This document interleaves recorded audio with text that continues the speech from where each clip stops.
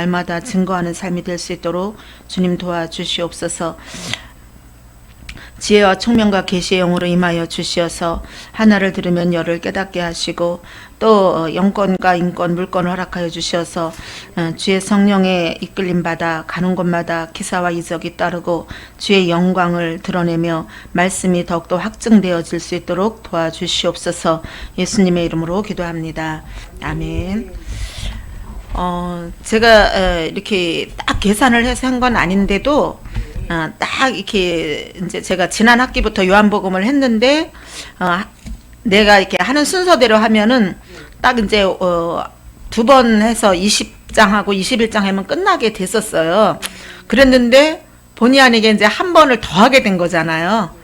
지난주에 대타를 하게 돼서 그래서 이제 굳이 진도를 빼려고 하지 말고 오늘 이제 20장에서 그냥 하는 데까지 조금만 한번 살펴볼게요.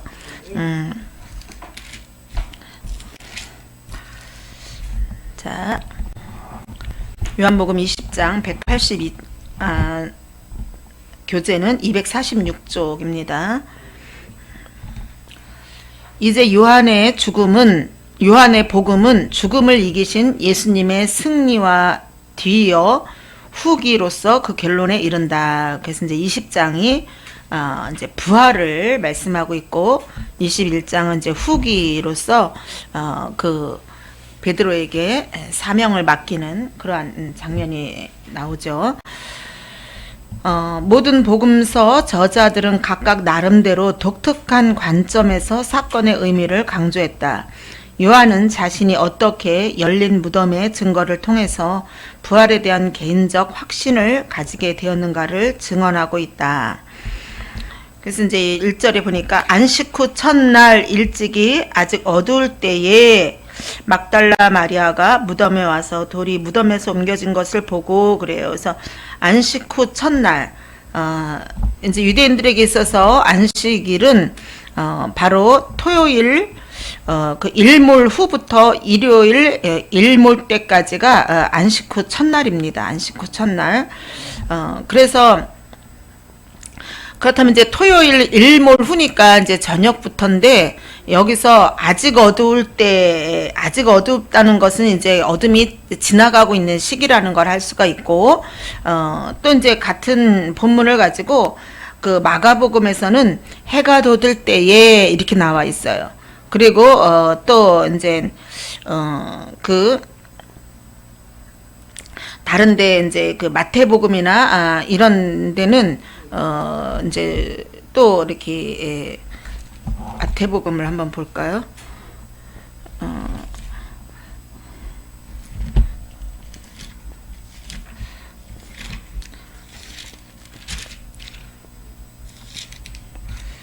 28장 1절에 보면 안식일이 다 지나고 안식 후 첫날이 되려는 새벽에 그래요. 그래서 뭐 새벽에 또 해가 돋을 때에 이런 표현에 비해서 여기는 아직 어두울 때에 이렇게 표현하고 있다는 것은 물론 이제 문자적으로 봤을 때는 이것이 이제 그 교통이 발달할 때도 아니고 이제 그 예루살렘 성 밖에서 지금 이제 이게 무덤이 있기 때문에 여인들이 출발할 때는 어두울 때에 출발을 했지만 그 도착했을 때는 이제 해가 돋았다 이렇게 보는 사람들도 있어요. 그렇게 학자들 중에는. 근데 여기서 보면 어두울 때에 막달라 마리아가 무덤에 와서 이렇게 하고 있어요. 그래서 이제는 이거는 이제 그 문해적인 이제 기법이라고 이렇게 왜 문학가들이 쓰는 그런 의미적으로 봤을 때는 아직 부활의 의미가 이들에게 완전히 있기 전에 이런 의미로 볼 수가 있는 거예요. 그래서 이제 아직 어두울 때에 영적인 깨달음이 아직 부활이라는 의미가 정확하게 알지 못할 때에 이제 막달라 마리아가 그 과정을 지금 이렇게 하나하나 알아가는 과정을 여기서 보여주고 있다는 거죠.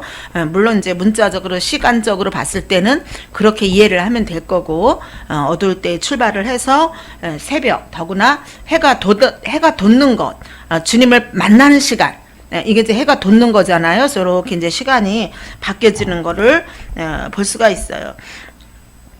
근데 이제 다른 성경에는 보면 저번에도 봤듯이 이제 예수님이 십자가에 달리는 현장에도 마리아라는 이름들이 많이 언급이 됐다고 했는데 부활하시는 이 장면에 무덤에 찾아온 데도 물론 이제 살로메라는 이름도 나오기는 하지만 다른 데는 또 다른 마리아 이렇게 해서 마리아라는 이름이 많이 나와요. 그러나 뭐 야고보의 어머니 막 이런 식으로 다른 데는 이 사람도 나오고 저 사람이 나오고 그러는데 사복음서에 공통적으로 나오는 사람은 막달라 마리아예요. 막달라 마리아. 그러니까 이제 막달라 마리아가 굉장히 이제 그 무렵에 어떤 이제 주도적인 인물이었다. 그렇게 이제 핵심 인물이었다라는 것을 알 수가 있어요. 그만큼 많이 그 일곱 귀신 들렸던 여자잖아요. 그러니까는 많이 탕감 받은 자가 더 많이 사랑할 수 있다. 이제 그게 이제 이제 그 1만 달란트 비유에서도 나오는 것처럼 이거는 물론 이제 일곱 귀신이라고 하니까 일곱이라는 숫자가 이제는 완전 수잖아요. 그래서 완전히 귀신에 사로잡혔던 여자가 이제 예수님 안에서 회복됐으니까 은혜를 크게 입은 것도 되죠. 그러나 똑같은 은혜를 입었어도 그거를 크게 느끼는 사람이 크게 사랑할 수가 있는 거예요. 그렇죠? 똑같이 만약에 100만 원의 빚을 졌어도 1원이라도 빚을 지면은 못 견디는 사람이 있어요.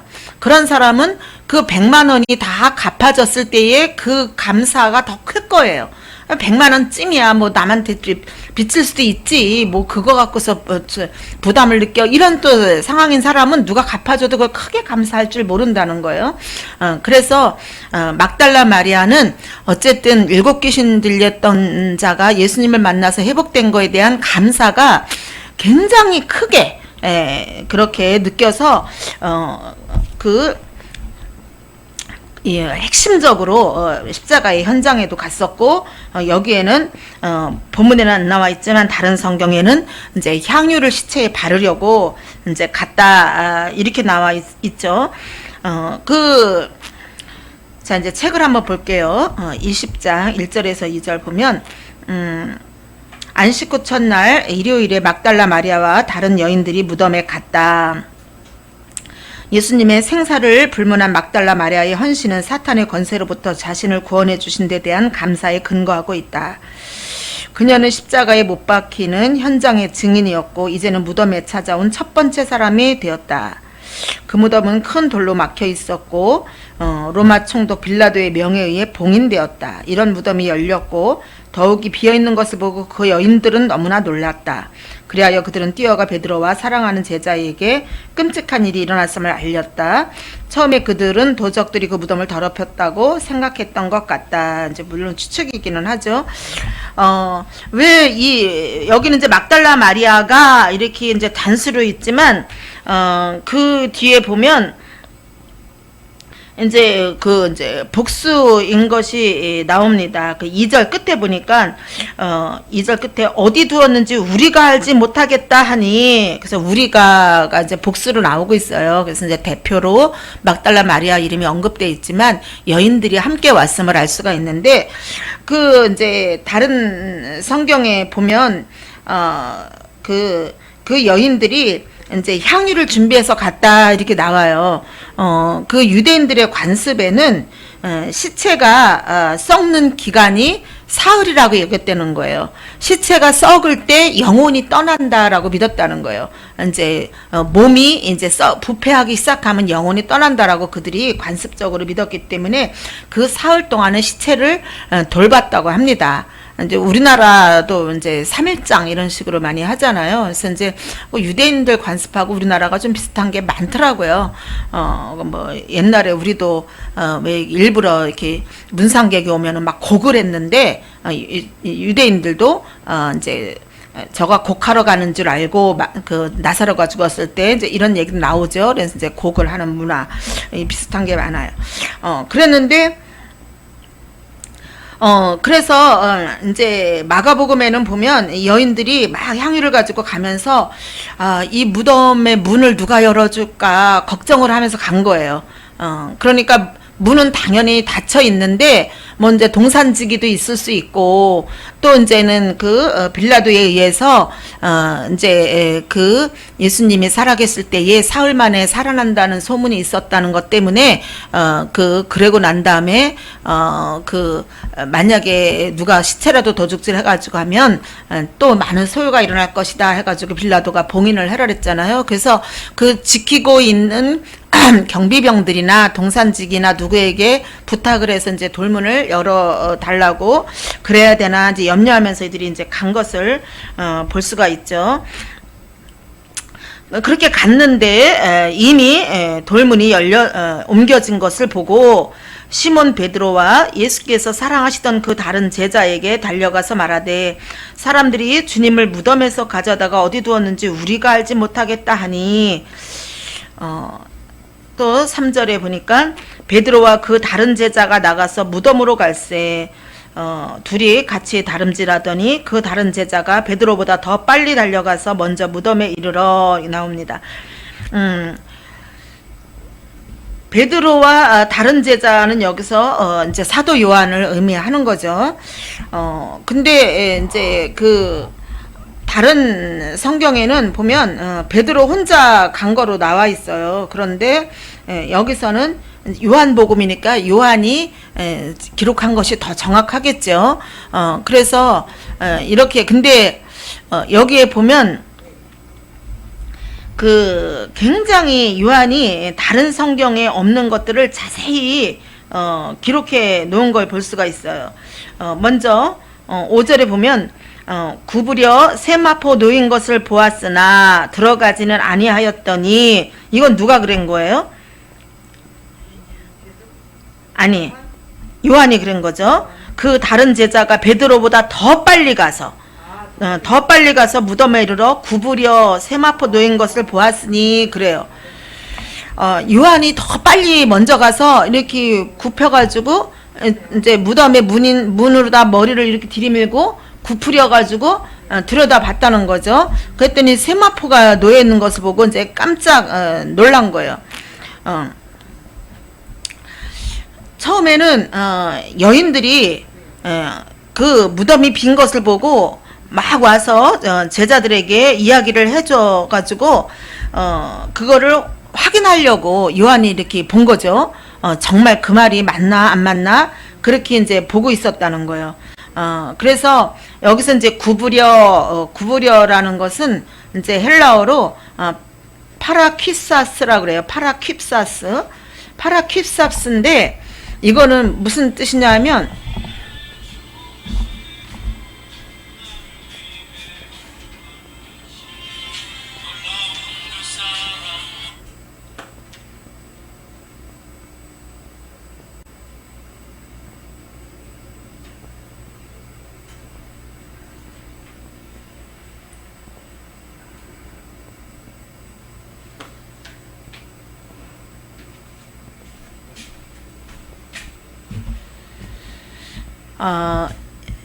여기서 이제 구부렸다 이것이 이제 파라킵사스인데 이거는 뭐냐면 그 허리를 굽히고 자세히 살피는 때 이 단어를 써요. 이제 자세히 관찰하기 위해서 샅샅이 살펴보는 것을 의미합니다. 그래서 이제 요 똑같이 그 파라킵사스라는 것이 쓰여진 데를 한번 찾아볼게요. 야고보서 1장 25절. 야고보서 1장 25절 한번 찾아볼게요. 예. 야고보서 1장 25절. 예. 자유롭게 하는 온전한 율법을 들여다보고 있는 자는 듣고 잊어버리는 자가 아니요 실천하는 자니 이 사람은 그 행하는 일에 복을 받으리라. 여기서 이제 누구든지 말씀을 듣고 행하지 아니하면 거울로 자기의 생긴 얼굴을 보는 사람과 같아서 제 자신을 보고 가서 모습이 어떠한지를 잊어버리거니와, 이거는 이제는 율법주의자들이라는 거죠. 율법주의자들은 그렇지만 자유롭게 하는 온전한 율법은 바로 복음이죠. 복음을 들여다보고 있는 자는 듣고 잊어버리는 자가 아니요 실천하는 자다. 행하는 일에 복을 받으리라, 이렇게 하고 있어요. 그래서 여기서는 보면은 그냥 율법은 그냥 기록된 말씀대로 우리가 이렇게 수동적으로 듣고서 내가 실천할 자신이 없으니까 실천을 못해요. 그러나 자유롭게 하는 온전한 율법을 들여다보고 있는 자는 뭐예요? 아, 이게 바로 이 뜻이구나. 아, 구약에 있는 이 말씀이 이렇게 신약에서 성취되었구나. 아, 이거는 우리를 자유케 하려고 주님이 이렇게 해주신 거구나. 구약에 매여 있던 것이 예수 안에서 이렇게 자유롭게 되었구나. 아, 이런 것을 자세히 살펴보고 있는 자. 그래서 여기서 들여다보고 있는 자. 이게 바로 그 파라큐세스라는 거예요. 파라큐세스. 자세히 살펴보는 거. 그리고 이제 또 뭐 이제 베드로전서 1장 12절에도 이제 그런 내용이 있는데, 이런 것이 이제 왜 중요하냐면, 요한은 굉장히 세밀한 사람이었어요. 굉장히 세밀한 사람. 그래서 요한하고 베드로를 비교할 때에, 예수님이 부를 때에 요한은 아버지와 함께 그물을 깁고 있었어요. 그물을 깁는 사람. 그리고 베드로는 형제 안드레와 함께 그 그물을 던질 때 불렀거든요. 이제 그런 것도 이제 성경이 기록하는 그 왜 장면을 굳이 그런 걸 기록을 했을까? 그 사람의 성향이 나타날 수가 있는 거예요. 그래서 베드로 같으면 이제 추측이긴 하지만 베드로 같은 성격에 그물이 떨어진 데가 있으면 버리고 새로 구입을 하더라도 그 굽는 거, 요즘에도 그런 성격인 사람 있잖아요. 그냥 뭐 헌 거 그냥 버리고 새로 사면 되지. 그런 거 하면은 또 그런 거 하나하나 또 그렇게 수선하거나 재활용할 때 기쁨을 얻는 사람도 있어요. 그래서 이제 그 성향이 나타나는 거예요. 저도 유튜브에서 어떤 왜 생활에 지혜 있는 사람이 있잖아요. 근데 어떤 이렇게 고무장갑, 이렇게 빵꾸 난 고무장갑을 여기 목 있는 데를 이렇게 가위로 다루고 이렇게 자르니까 세상에 그게 뭐 이렇게 그 첵스라든지 그런 거 이렇게 먹다가 남고 그러면 이렇게 묶어놓기가 너무 좋더라고. 예, 또 손가락 부분도 이렇게 자르니까 또 이제 고무 밴드처럼 그러니까 뭐 그게 뭐 얼마 하겠어요, 고무 밴드가. 근데 그런 거를 할 때 즐거움이 있는 사람이 있어요. 근데 이제 그래서 베드로는 이제 어떤 리더감이에요. 그래가지고 리더는 실수를 두려워하지 않고 일을 저질러요. 그죠? 그래서 이제 예수님하고 있는 장면에서도 보면, 무리를 걷는 경험도 하잖아요. 실수를 할지언정 그런 사람들이 또 역사를 경험도 해요. 근데 사도 요한은 굉장히 찬찬한 사람이에요. 물론 우리의 아들이라는 별명을 얻어서 성격이 굉장히 급하기도 하고, 또 예수님 좌우편에 있고 싶은 명예욕도 있어요. 그러나 그거는 이제 그 사람의 어떤 성정이 그런 것이고, 그 사람의 성향은 어떤 이렇게 찬찬하게 살피고 그것을 영적인 의미로 다 해석을 하고, 그래서 다른 공간복음 같지 않고 요한복음이 의미 중심으로다가 이렇게 기록도 할 수가 있었고, 다른 제자들은 그냥 그 역사적인 사실, 상황 이런 거를 기록했다면 요한은 의미를 기록할 수 있었고, 특히 이제 나중에는 주님이 요한의 눈을 열어서 요한계시록까지 쓰게 할 수가 있었던 거잖아요. 그래서 오늘날도 보면 우리가 이제 이렇게 전사님들 이렇게 학우들을 보던가 우리가 이제 이렇게 주변의 목사님들을 보면 다 달라요. 어떤 사람이 이렇게 찬찬해서 아 이게 바로 이런 의미구나. 아 그렇다면 이 말씀이 이 성경에서는 또 이렇게 표현을 하고 있구나. 아 구약에 있었던 이 말씀이 이렇게 성취됐구나. 그런 걸 발견하고 그럴 때 기쁘기도 하고 또 그런 것을 전할 때에 또 이제 기쁘기도 한데 또 행동 중심인 사역자들은 보면 그게 뭐가 그렇게 중요하냐고 그냥 하나라도 빨리 나가서 뭐를 전도하는 게 중요하지 또 뭐 구제하는 게 중요하지 이게 행위 중심으로 나가는 사람들이 있어요. 그래서 여기서 이제 요한이 그렇게 여기서 이제 구부려라는 말도 있지만 더 중요한 것은 뭐냐면 여기서 이제 무덤 안을 들여다 보니 그래요. 보니가 있죠. 보니 그리고 자 책을 볼게요. 자 247쪽 세 번째 줄 볼게요. 그는 구부려 보았으나 그래서 보았으나 이거를 블레페라고 돼 있죠. 이제 헬라어기 때문에 그 뭐 블레페 이제 저는 그 전에 이제 블레포라고 배웠는데 아무튼 보았다는 게 이제 블레페라고 표현이 된다는 거죠. 무덤으로 들어가지 않았다. 아마도 부정하게 될까봐 두렵기 때문일 것이다. 이거는 이제 이 책의 저자가 추측을 한 거기 때문에 이거는 꼭 우리가 이렇게 그대로 볼 필요는 없어요. 이거는 요한이 부정하게 될까봐 두려웠기 때문에 안 들어간 것이 아니고 너무나 크고 놀라운 사건 때문에 그 두려웠고 당황한 나머지 못 들어갈 수도 있어요. 성향이 그렇다 그랬잖아요. 요한이 어떤 행동 중심이 아니라 생각하고 사고하는 사람이라 그랬잖아요. 근데 그때 베드로가 와서 무덤에 들어가 보니 거기서 또 보니가 나와요. 그거는 블레포가 아니고 세우레이라고 그랬어요. 세우레이. 그리고 세마포와 머리를 쌌던 수건만 놓여 있었다. 이것을 보고 놀란 베드로는 그 안에 계속 서 있었을 것이다. 잠시 후 요한도 들어가 그제야 세마포만 놓인 곳을 보고 여기도 또 본다는 게 나오는데 여기서는 헬라어가 에이덴 그래서 또 다르게 그래서 같은 단락 안에 보다라는 의미가 세 가지로 다 다르게 표현되고 있다는 거예요.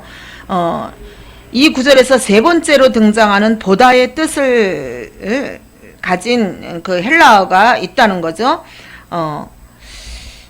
그렇다면은 이거 세 가지 의미가 이렇게 세 가지가 다르다. 이 책에서는 이렇게만 표현을 하고 있어요. 그래서 제가 이제 그 바이블 렉스 이런 걸 좀 찾아가지고 아침에 좀 살펴봤는데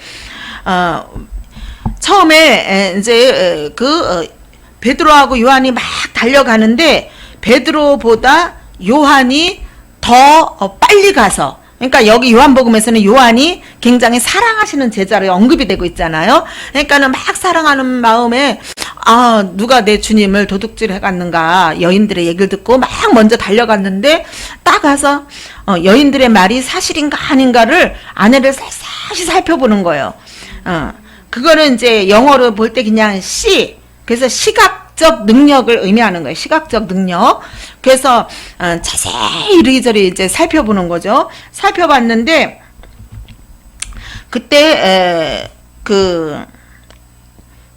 11절에 구부려 무덤 안을 들여다보니 이제 살펴보고 있는 거예요. 허리를 굽혀가지고. 그때 12절에 흰옷 입은 두 천사가 예수의 시체에 누웠던 곳에 하나는 머리편에 하나는 발편에 앉았더라. 다른 성경에서는 이제 여기 누가복음하고 요한복음에서는 그 두 천사라고 언급이 되어 있어요. 근데 마가복음에는 그 한 청년 같은 자가 이렇게 되어 있거든요. 그래서 이제 그것이 우리가 이제 성경을 이렇게 보다 보면 이제 그 다르게 나와요. 다르게 나오는데 그것은 마가복음에서는 흰 옷 입은 한 청년 이렇게 나와 있고, 누가복음에는 찬란한 옷을 입은 두 사람 이렇게 나와 있거든요. 그래서 이제 분명한 것은 뭐냐면은 흰 옷은 바로 이렇게 어떤 거룩을 상징하고 있고, 찬란하다 이거는 굉장히 이렇게 그 천상의 존재라는 것. 이 땅에 속하지 않은 천상의 존재라는 것. 이것은 이제 확실한데, 이제 한 사람이냐, 두 사람이었냐, 천사가 우리가 생각하기에는 막 뒤에 날개가 달려있고, 막 이렇게 생각하기 쉬운데, 성경에는 거의 사람의 모양으로 나타나고 있어요. 사람의 모양인데, 이제 흰 옷을 입고, 찬란한 형상으로 나타났다. 이거로 봐서 어떤 이 땅의 존재가 아니고, 이 땅에서, 어떤 이렇게 예수님의 시체를 누가 이렇게 옮겨놓은 이런 사람이 아니고 세상과는 분명히 구별된 존재다. 이게 중요한 거지. 이제 한 명인가 두 명인가는 그것이 크게 중요하지는 않은데 요한복음은 요한이 직접 보고 쓴 거잖아요. 마가복음이나 이제 그 마태복음이나 이런 거는 들은 이야기잖아. 그죠? 들은 이야기인데 요한복음만은 요한이 직접 보고서 쓴 거기 때문에 이게 이제 더 정확하다는 거예요. 정확한데 왜 요한은 여기서 굳이 이제 두 천사라고 했는가? 물론 이제 두 명이니까 두 천사라고 했겠죠. 근데 성경에서 이는 증인의 숫자예요. 증인의 숫자. 그래서 예수님이 부활하신 것을 증언하는 자로 여기서 나타나고 있는 거예요. 증인. 그래서 요한계시록에서도 보면 두 증인이 나오죠. 두 증인. 그래서 이제 둘은 바로 증인의 숫자다. 그래서 천사들이 이르되 여자여 어찌하여 우느냐 이렇게 물어봅니다. 여기서는 그냥 간단하게 나왔어요. 근데 다른 데는 보면 뭐라고 나오냐면 어찌하여 산 자를 죽은 자 가운데서 찾느냐. 그가 살아나셨도다. 그가 이 땅에서 일렀던 것처럼 살아나서 지금 갈릴리로 먼저 가셨다. 이렇게 천사들이 다 이런 이야기를 해요. 그래서 이제 시제가 조금씩 달라요.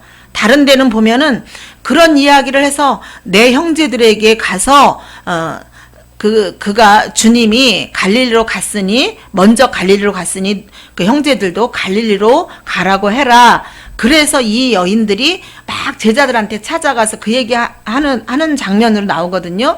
그러다가 이제 마태복음에는 막 가다가 예수님이 여인들에게 나타났을 때 여인들이 너무나 반가운 나머지 다리를 붙잡고 경배하는 장면이 이렇게 나와요. 근데 이제 여기서는 그런 거는 다 빼고 그냥 여자여 어찌하여 우느냐 이렇게 나옵니다. 그래서 여기서 운다라는 것이 헬라어 원어로 보면 굉장히 이렇게 흐느껴 우는 게 아니라 대성통곡하고 우는 거로 묘사가 됐다고 그래요. 그래서 이 여자 이렇게 막달라 마리아 입장에서는 봤을 때 어쨌든 육신으로 계시는 예수님을 너무나 사랑했던 거죠. 육신으로 계실 때 자기를 일곱 귀신을 내쫓았고 또 그 당시에 여자들을 어떤 제자로 삼는다는 건 상상도 못한 일이었는데 이 여자들이 지근거리에서 섬길 수 있도록 그렇게 허용했던 그런 분이었기 때문에 그 육신으로 계신 예수님이 죽었을 때에 사랑하는 마음은 여전했지만 그래서 죽음의 현장도 갔고 부활에 여기에는 이제 향유를 붓기 위해서 갔지만 부활하실 거라는 믿음은 기대를 하지 않고 오직 그 사랑하는 마음만 있었는데 어찌하여 우느냐 이것은 육체가 떠났다고 해서 그렇게 슬퍼하면 안 된다라는 그거예요. 어찌하여 산 자를 죽은 자 가운데서 찾느냐. 오늘날도 우리가 그런 사람들이 너무나 많다는 거죠.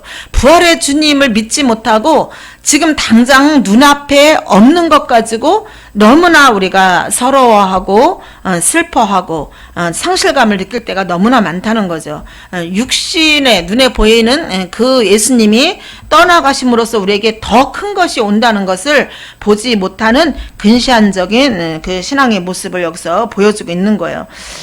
그때 막달라 마리아가 사람들이 내 주님을 옮겨다가 어디 두었는지 내가 알지 못함이니이다.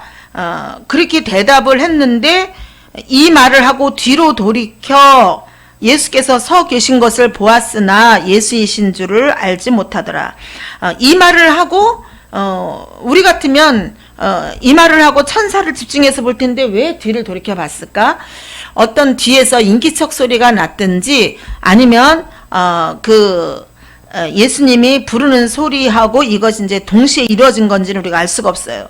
어쨌든 뒤를 돌아볼 때에 예수님이 여자여 어찌하여 울며 누구를 찾느냐 그러는데 그 옆에서 섬겼던 예수님의 모습을 알아보지를 못하고 목소리를 알아채지를 못하고 있는 것을 볼 수가 있습니다. 마리아는 그가 동산지기인 줄 알고 이르되 주여 당신이 옮겼거든 내가 어디 두었는지 내게 이르소서 그리하면 내가 가져가리이다. 여인의 몸으로 물론 여기 이제 막달라 마리아 말고 이제 복수니까 다른 여자들하고 힘을 합친다 하더라도 그 청년이었던 예수님의 시체를 옮기기가 쉽지가 않을 텐데 그만큼 사랑하는 마음이 굉장히 큰 것은 알 수 있어요. 그러나 눈에 보여지는 그 현실에만 급급한 신앙인의 모습을 볼 수가 있죠.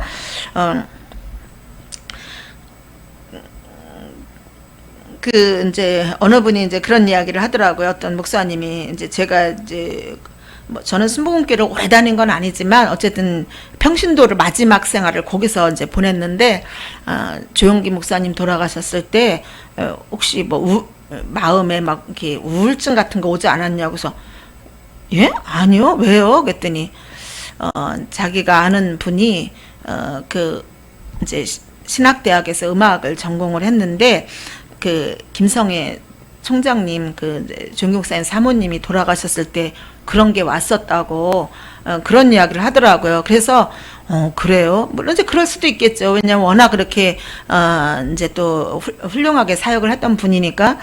그러나 하물며 그런 사람도 그러는데 예수님 육신을 얼마나 사랑하면 하는 나머지 이렇게 시체가 없어진 것 같고서도 이렇게 울고 그러는데 그러나 그가 너무 슬픈 나머지 절망인 상태에서 그 눈이 떠지지를 않아서 예수님을 알아보지를 못하는 거예요. 그래서 여기서 예수님을 알아보지 못하는 이유를 이제 두 가지로 이제 학자들은 설명을 하고 있어요. 첫 번째는 슬픔과 낙심이 눈을 가렸기 때문이다 이렇게 봅니다.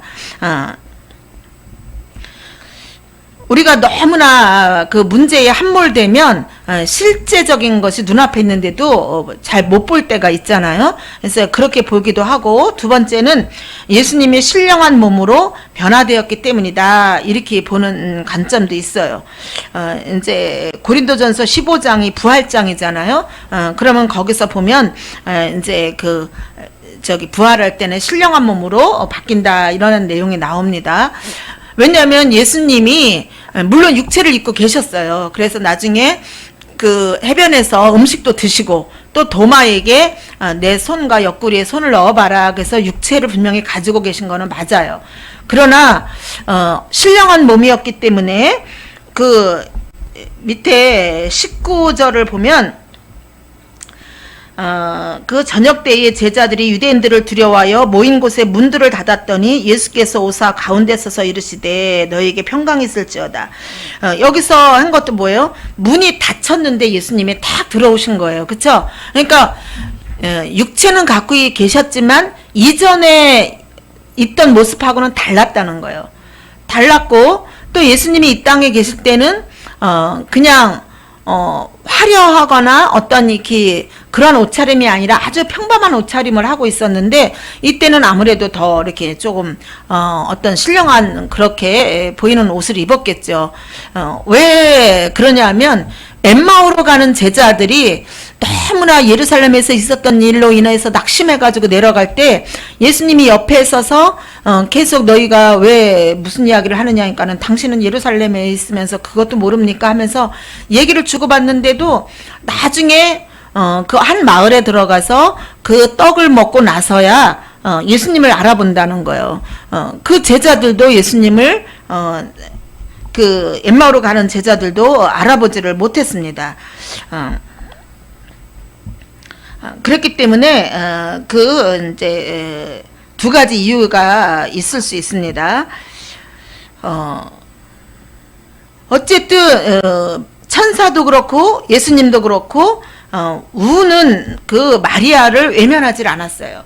그가 믿음이 없어 울었던, 그러니까 낙심해가지고 절망 가운데 울었던, 아니면 사랑하는 예수님의 모습을 볼 수 없다는 그 슬픔 때문에 울었던 그 눈물을 외면하지 않았다는 거예요. 왜 그러냐면은 그 천사도 첫 마디가 여자여 어찌하여 우느냐, 천사도 그 말이었어요. 그 예수님도 첫 마디가 여자여 어찌하여 울며 누구를 찾느냐 이렇게 물으셔요. 그래서 우리가 믿음이 부족하면 부족한 대로 또 낙심하고 절망 상태에서는 우리가 그걸 애써 숨기려고 할 것이 아니라 울며 통곡하며 주님 앞에 우리가 기도할 때 주님은 우리에게 자신을 나타내 보여주시고 답을 주시는 줄 믿습니다. 그래서 여기서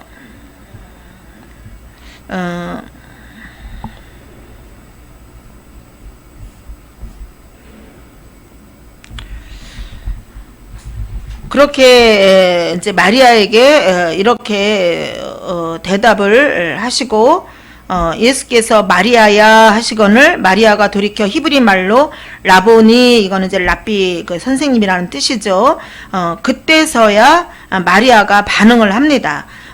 예수님이 마리아야라고 불러주실 때, 그래서 10장 4절, 요한복음 10장 4절을 한번 볼까요?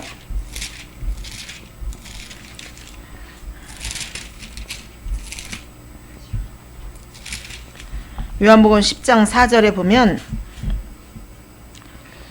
3절 4절 보면 자기 양을 다 내놓은 후에 앞서 가면 양들이 그의 음성을 아는 고로 따라오되 타인의 음성을 알지 못하는 고로 그래요. 그래서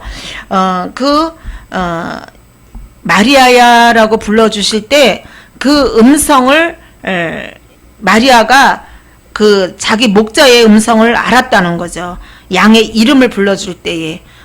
그래서 우리가 예수님이 우리의 이름을, 각자의 이름을 불러줄 때에 우리는 그 음성을 분별할 수가 있습니다. 왜? 우리가 예수님의 양이 분명할 때는 그렇다는 거죠. 그때 마리아가 예수님을 이렇게 확 붙들었던 것 같아요. 너무나 반가운 나머지 이제 이렇게 안았는지 하여튼 붙들었다고 여기서 표현을 합니다. 그때 예수께서 이르시되 나를 붙들지 말라. 내가 아직 아버지께로 올라가지 아니하였노라. 너는 내 형제들에게 가서 이르되 내가 내 아버지 곧 너희 아버지 곧 내 하나님 곧 너희 하나님께로 올라간다 하라. 이렇게 말씀합니다. 자, 여기서 왜 붙들지 말라고 했을까?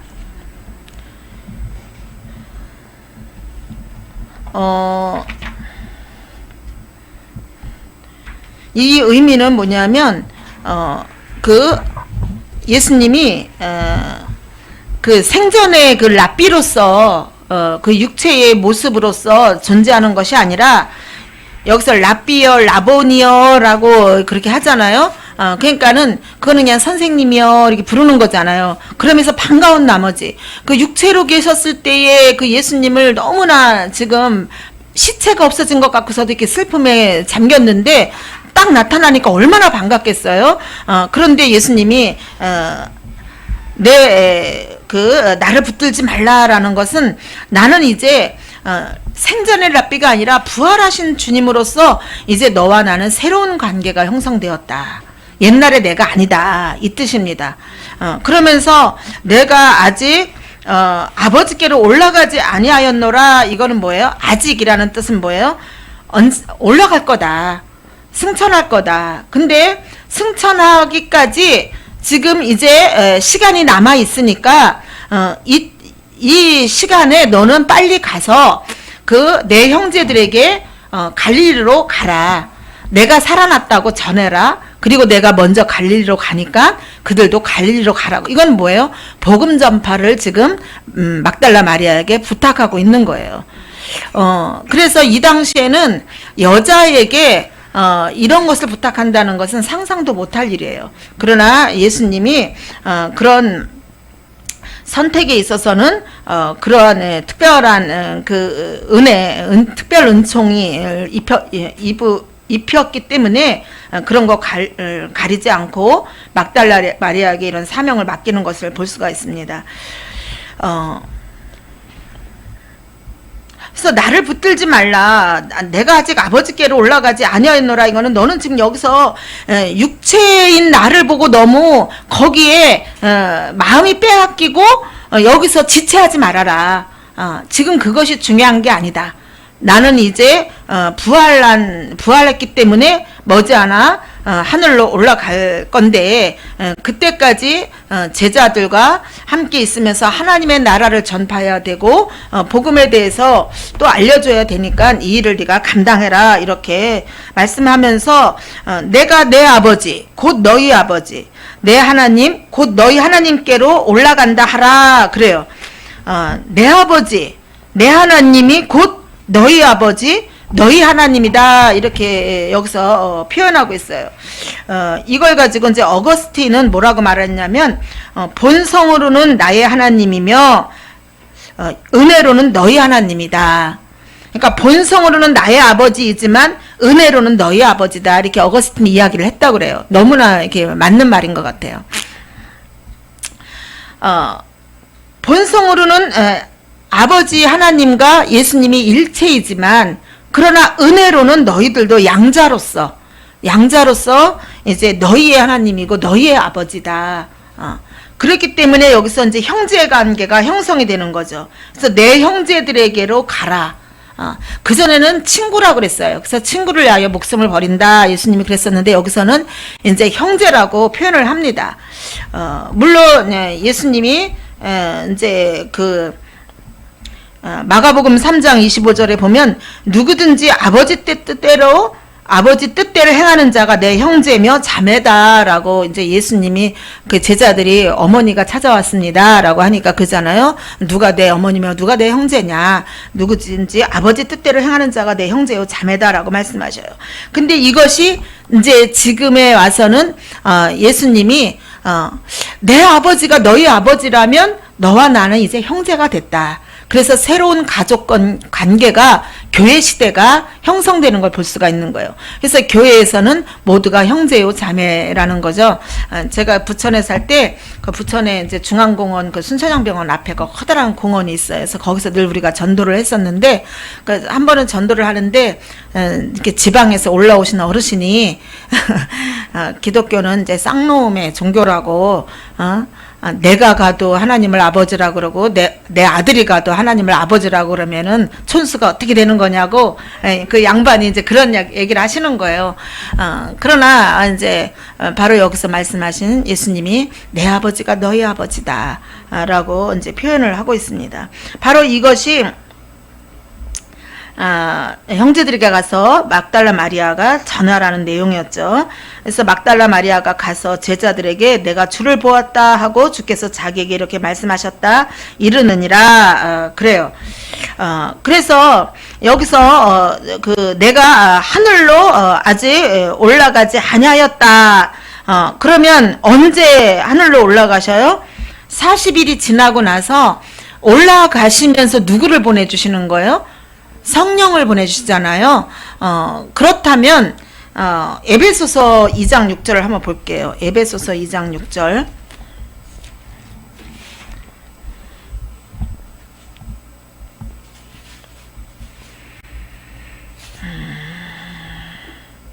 (5장) 5절 6절 2장 5절 6절 같이 볼게요. 허물로 죽은 우리를 그리스도와 함께 살리셨고 또 함께 일으키사 그리스도 예수 안에서 함께 하늘에 앉히시니 그래요. 그래서 허물로 죽은 우리를 그리스도와 함께 살리셨다. 예수님이 십자가에서 지금 부활하셨잖아요. 부활하시고 나서 바로 그 하늘로 올라가신 게 아니라 40일 동안 이 땅에 계시긴 했지만 나중에는 승천하셨어요. 근데 여기서 우리도 허물로 죽은 우리를 그리스도와 함께 살리셨고 우리도 함께 하늘에 앉히셨다. 그럼 우리가 하늘에 앉는 시기는 언제인가? 바로 성령 충만할 때에, 성령이, 우리가 예수 그리스도를 주로 고백을 해서 우리의 영 안에 이제 성령이 오셔서 우리를 통치하십니다. 그리고 성령 충만이라는 것은 그 악한 영이 역사하지 못하도록 성령이 나를 온전히 그 장악한 상태가 성령 충만한 상태잖아요. 그러면 우리도 똑같이 하늘에 앉은 상태가 된다는 거예요. 그래서 이 땅의 것 가지고 연연하고 그런 이 세상 풍조를 따르는 거는 바로 이 세상의 신이 그를 지배하기 때문에 그런 거잖아요. 그렇기 때문에 그 막달라 마리아가 예수님을 이렇게 딱 잡으려고 할 때에 이 땅의 것으로 네가 연연하지 말아라. 육신의 모습으로 반가워하지 말아라. 이제 나는 하늘에 올라갈 것이고 너희도 나중에는 하늘에 앉힌 자가 될 것인데 이런 의미도 여기서 함축되어 있는 거예요. 그래서 제자들에게 가서 전해라. 물론 오순절 성령 강림이 하시기 전까지는 이들이 부활의 주님도 만났고 이런 복음을 들었음에도 불구하고 나중에 또 물고기 잡으러 가잖아요. 그러나 거기서 마지막 예수님이 승천하실 때에 다시 한번 이들에게 사명을 맡기고 또 베드로에게도 요한의 아들 시몬아 네가 이 사람들보다 나를 더 사랑하느냐 하면서 다시금 사명을 끼워주는 걸 볼 수가 있습니다. 근데 아까 제가 요 부분을 한달해 놓고 나서 그 보다 이걸 한다고 해놓은 것을 지금 건너뛰었어요. 왜 그랬냐면 5절에 구부려가 있고 또 12절에 구부려가 있어가지고 제가 이거를 헷갈린 거예요. 예, 똑같이 그 이제 5절에는 뭐예요? 그 사도 요한이 가서 구부려서 이렇게 살핀 거예요. 그걸 다시 할게요. 그거를 왜 건너뛰었지?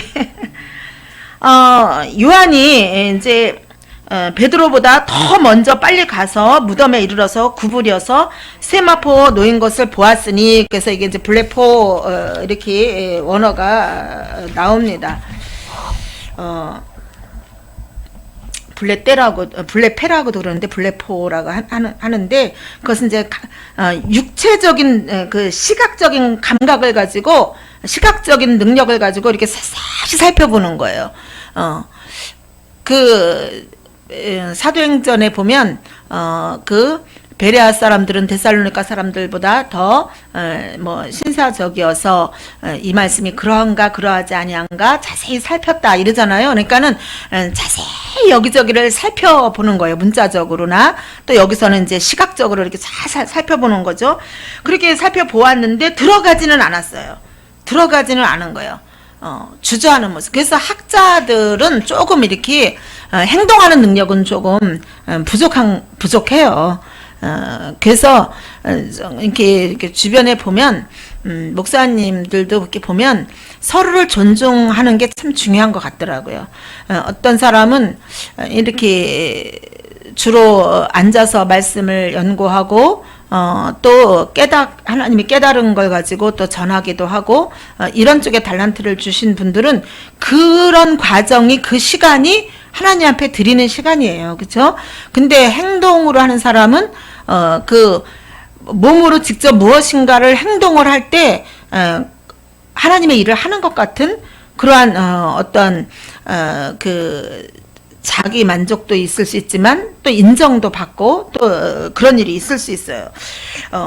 근데 여기서 보면은 요한은 자세히 보긴 했지만 들어가지는 아니하였더니, 이런 것까지 성경이 다 기록한 것이 참 놀랍죠. 들어가진 않았어요. 근데 뒤따라온 시몬 베드로는 따라와서 무덤에 들어가 보니 세마포가 놓였고 그래요. 여기서 보니 이거는 그 세오레이예요. 세오레이. 그래서 이거는 이제 응시하다, 인지하다, 눈여겨보다 이런 뜻이 있어요. 단순히 어떤 이렇게 시각적인 그 기능을 가지고 이렇게 막 여기는 나무가 있고 꽃이 있고 막 이런 게 아니라 전 뭔가 이상하다 해서 자세히 이렇게 응시를 하는 거예요. 여기저기를 살피는 것이 아니라 한 가지를. 그러니까는 베드로가 딱 들어가서 보니까 세마포는 있는데 예수님이 없네? 왜 그럴까? 거기서 가만히 응시하고 있는 것을 볼 수가 있어요. 그렇게 보니까 또 머리를 쌌던 수건은 세마포와 함께 놓이지 않고 딴 곳에 쌌던 대로 놓여 있더라. 그래서 세마포 이야기가 여기 계속 나오는 이유는 뭐냐면 바로 시체 도적설에 대한 반증을 하기 위해서 그래요.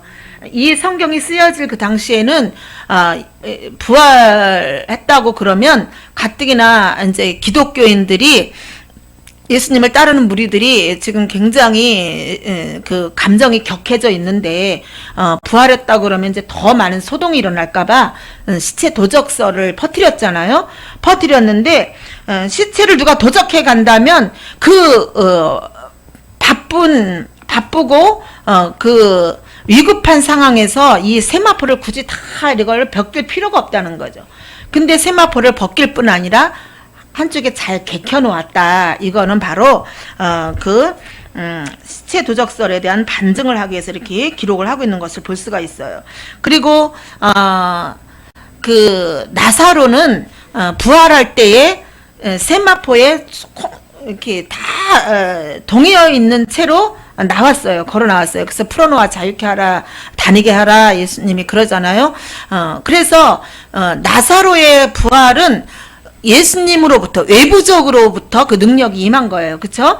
근데 예수님의 부활은 그게 아니라 외적인 힘이 아니라 그 안에서 세마포가 그대로 벗겨지면서 예수님 안에서의 능력이 나타나서 그렇게 그 몸이 부활을 한 거를 우리가 이제 알 수가 있는 거예요.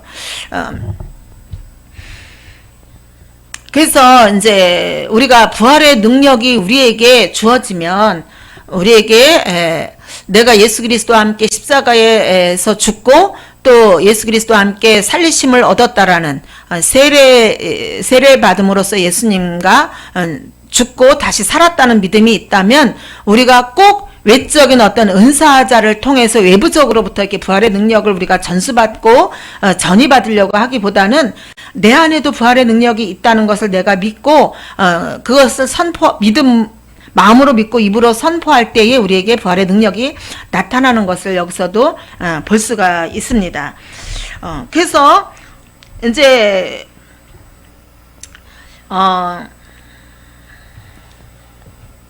요한은 가서 여인들이 한 말이 맞나 안 맞나, 여인들이 무덤이 비었다고 했는데 정말 그런가 아닌가 이렇게 살펴봤다면 베드로는 그 안으로 들어가서 세마포를 가만히 보면서 응시하면서 세마포가 벗겨졌네, 이게 무슨 일일까, 이렇게 생각할 수가 있죠. 그리고 나서 보니까 그때에야 8절에 보니까 그때에야 무덤에 먼저 갔던 그 다른 제자도 들어가 보고, 여기서 또 들어가 보고가 있는데 이거 또 달라요. 그거는 이제 에이덴인 거죠. 에이덴. 이 책의 247쪽에 나와 있는 것처럼 이런 데서 우리는 이제 이런 원어를 모를 때는 6절에도 보니까 시몬 베드로는 따라와서 무덤에 들어가 보니 그러고, 또 8절에는 그 다른 제자도 들어가 보고, 이게 보고 보니 하니까 똑같은 것 같잖아요. 근데 이 원어가 다르다는 거예요. 그렇다면 마지막에 세 번째, 베드로가 들어가서 멈춰서서 딱 응시하는 걸 보고 그 요한이 뒤따라서 자기도 이제 이렇게 안심을 하고 그 안으로 들어와서 보았는데, 그거는 어떨 때 보다라는 뜻을 하냐면 여기 책에 보니까 눈치채다, 지각하다 이런 의미라고 그랬어요. 이거는 깨닫다라는 뜻이에요. 그래서 여자들이 한 말이 사실이구나. 그렇다고 해서 여기서 요한이 깨달았다고 해서 예수님의 부활을 믿은 건 아닙니다. 물론 여기 8절에 보니까 그때야 무덤에 먼저 갔던 그 다른 제자도 들어가 보고 믿더라 그렇게 나오긴 했어요. 그러나 여기서 믿더라는 부활하신 예수님에 대해서 믿었다는 게 아니라 여자들이 했던 말이 헛말이 아니었구나, 그 말이 사실이었구나, 그걸 믿었다는 거예요. 정말 세마포만 놓여 있네, 그러면 여자들이 한 말이 맞네, 이게 어떻게 된 일일까?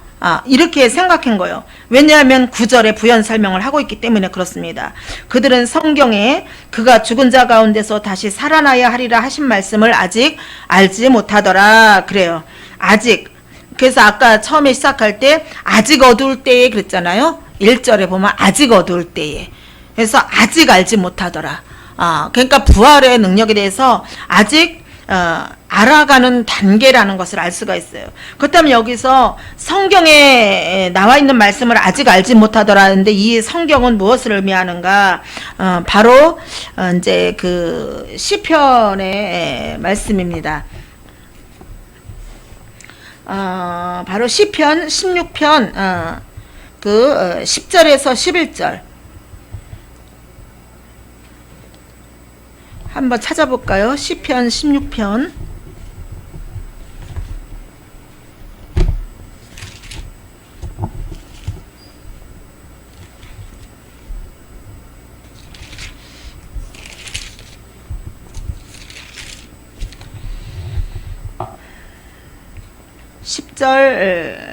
10절만 볼게요. 10절 보니까 이는 주께서 내 영혼을 수월에 버리지 아니하시며 주의 거룩한 자를 멸망시키지 않으실 것임이니이다. 이 말씀의 의미를 제대로 알지 못하고 있었다. 이런 내용이죠. 그래서 이 말씀을 가지고 이제 그 사도행전에서 제자들이 설교할 때 이 말씀을 인용을 합니다. 그래서 이제 다윗도 예수님을 가리켜 주라고 했다. 그런 거 할 때 이제 이런 말씀을 인용을 해요. 그래서 이 말씀은 바로 예수님을 가리키는 거다. 그랬는데 나중에 이제 성령이 오시니까 그들이 깨달았지만 아직 이렇게 예수님을 사랑했던 요한조차도 그 말씀의 의미를 제대로 깨닫지를 못해서 그냥 여자들이 한 말이 사실이구나 여기까지만 믿고 그 의미를 제대로 알지 못하는 거예요. 그래서 이에 두 제자가 자기들의 집으로 돌아가니라 그러는데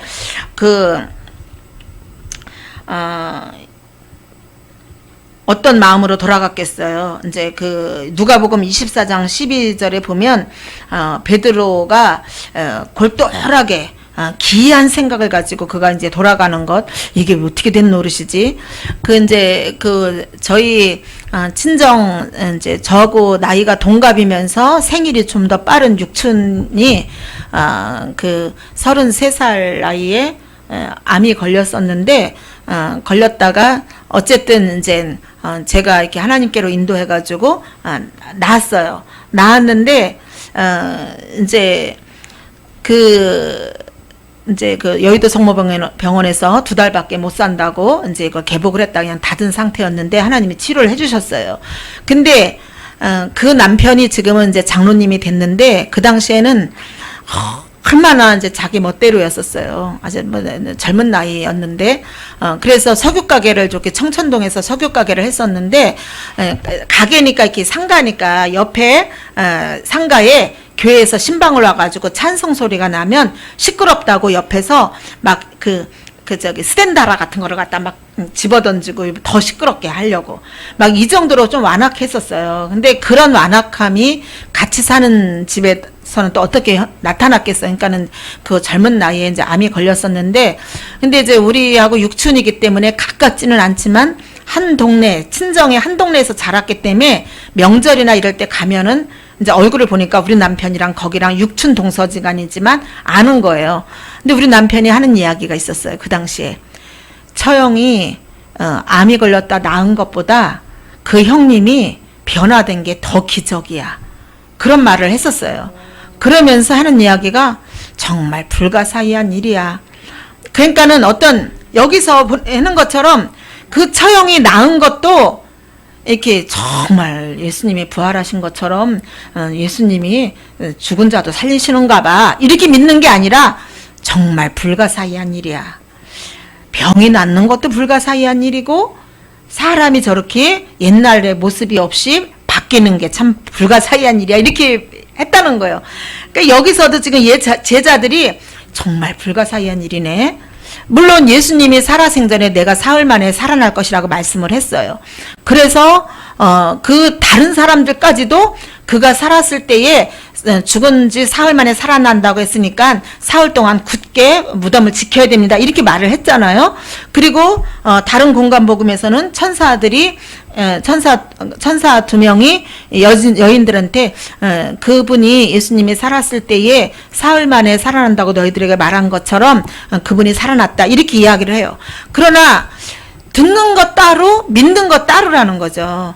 근데 우리도 그러는 경우가 참으로 많아요. 그냥 지식으로만 알고 있고 믿음으로 반응이 안 되는 때도 있고 또 이제 아직 믿기는 믿지만 이 영이 아직 어리다 보니까 믿어가는 과정 속에서 그렇게 우리가 가는 과정도 있습니다. 그러나 하나님은 포기하지 않고 하나님의 열심히 반드시 우리를 믿음의 자리로 이끌어 가시고 또 포기하지 않고 찾아오셔서 우리에게 가르쳐 주시고 경험하게 하시는 그런 분이십니다. 오늘 여기까지만 할게요. 18절까지만. 그래서 똑같이 보는 것도 우리도 그러잖아요. 이게 눈으로 그냥 이렇게 보는 것도 보는 거예요. 근데 내가 그전에는 미처 보지 못했던 거를 이제 보게 됐어. 깨닫게 됐어. 이런 것도 이제 본다고 표현을 하죠. 그래서 아까 그 다른 데서 살펴보긴 했지만 다시 한번 볼게요. 요한복음 그 10장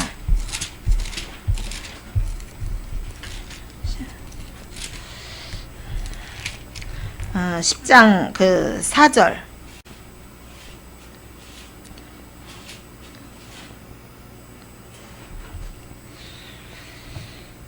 요한복음 10장 4절 보면 거기에 자기 양을 다 내놓은 후에 앞서가면 양들이 그의 음성을 아는 고로 이래요. 그쵸? 아는 고로라고 우리나라 말은 번역을 했는데 이게 똑같이 그 헬라어를 보면 그 에이덴으로 나와 있어요. 그래서 그게 그 이제 깨달은 것. 아까 그 왜 양은 그의 음성을 아는 거로 그 예수님이 마리아야라고 불러줄 때 그 음성을 아는 거로 마리아가 바로 라보니어라고 했잖아요. 그것처럼 알아듣는 단계, 음성을 알아듣는 단계, 요거까지가. 그래서 여기서는 이제 아는 거를 여기서는 아는 거라고 우리나라 말로 번역을 했지만 여기 20장에서는 보았다, 요한이 보았다라고 요한이 보고 이렇게 표현을 하고 있는 거예요. 그러나 우리가 이제 여기서도 뭐예요? 양이 목자의 음성을 알고 졸졸졸졸 따라가기는 하지만 어떤 부활의 어떤 의미, 이런 참 의미는 아직은 모르죠. 우리도 마찬가지예요. 우리도 그래서 그전에는 저도 막 설교를 할 때 제가 깨닫는 거를 막 이렇게 주입식으로 할 때 깨닫지 못하면 좀 깝깝하게 되고 그랬는데 지금은 그냥 그 과정 속에 다 있는 거다. 보는 것도 이렇게 다 이렇게 과정이 있는데 뭐 우리 모두가 다 그렇다는 거죠. 예, 저 오늘 그냥 급박스럽게 준비 없이 왔다가 또 하나님의 은혜로 같이 나누게 되었습니다. 예, 기도할게요. 주님 은혜를 감사합니다. 우리가 아직 어두울 때지만 그러나 주님을 찾아 나선 이 여인들처럼 우리도 흑암이 온전히 거쳐지지 않은 그러한 참된 진리를 발견하지 못한 상태에서라도 우리가 주님에 대해서 더 알고자 또 주님이 인도하시는 대로 순종하며 여기까지 왔습니다. 주님,